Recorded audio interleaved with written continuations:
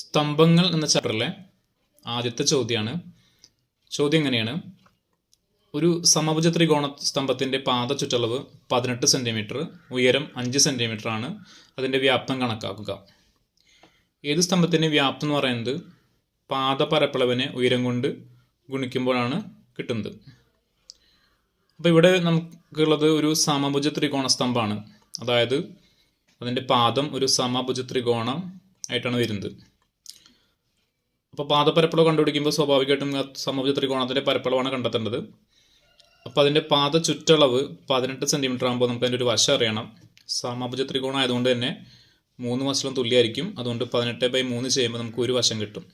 അതായത് സമഭുജ ത്രികോണത്തിൻ്റെ ഒരു വശം 6 സെൻറ്റിമീറ്ററാണ് വരുന്നത്.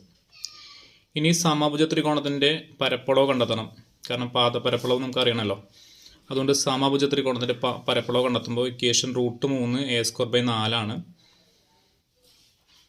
അപ്പോൾ വാല്യൂസ് കൊടുക്കുമ്പോൾ √3 × a എന്ന് പറഞ്ഞാൽ നമ്മളിവിടെ കണ്ടെത്തി കഴിഞ്ഞു 6 ആണ്.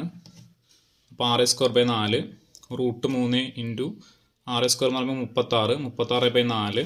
ഈ 4ഉം 36 4 കൊണ്ട് ഡിവൈഡ് ചെയ്യുമ്പോൾ 9 ആണ് വരിക. അപ്പോൾ 9 √3 കിട്ടും. ഓക്കെ, അതാണ് അതിൻ്റെ പാദപരപ്പളവ് അല്ലെങ്കിൽ സമഭുജ ത്രികോണത്തിൻ്റെ പരപ്പളവ് വരുന്നത്. ഇനി വ്യാപ്തം കണ്ടെത്താൻ എന്ത് ചെയ്യണം? പാദപരപ്പളവിനെ ഉയരം കൊണ്ട് ഗുണിക്കണം. പാദപരപ്പളവ് നമുക്ക് ഇവിടെ കിട്ടിക്കഴിഞ്ഞു. 9 √3 × ഉയരം 5 ആണെന്ന് ചോദ്യത്തിൽ തന്നിട്ടുണ്ട്. ഓക്കെ, അപ്പോൾ 9 × 5 45 √3 cm³ ആണ് അതിൻ്റെ വ്യാപ്തം. Okay, thank you.